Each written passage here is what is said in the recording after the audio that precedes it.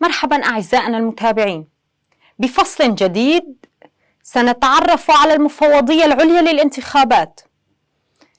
في الفصل التاسع وحسب المادة رقم 118 المفوضية العليا للانتخابات هي: 1.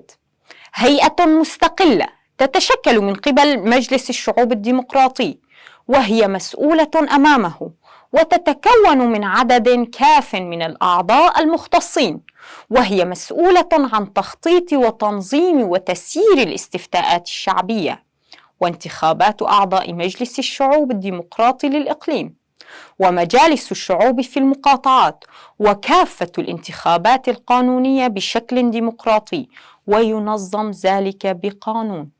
2. يتشكل ثلث أعضائها باقتراح من مجلس العدالة الاجتماعية في إقليم شمال وشرق سوريا، والثلثان الآخران باقتراح من مجلس الشعوب الديمقراطي، وبمشاركة مجلس المقاطعات، مع مراعاة التمثيل العادل للمكونات والشرائح الاجتماعية.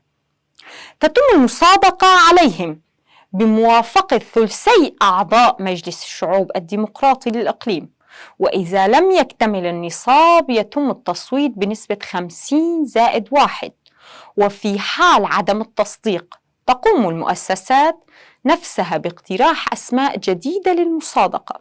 3. تبت المفوضية العليا للانتخابات في حالات الطعن والاعتراض على الانتخابات، وقراراتها غير قابلة للطعن.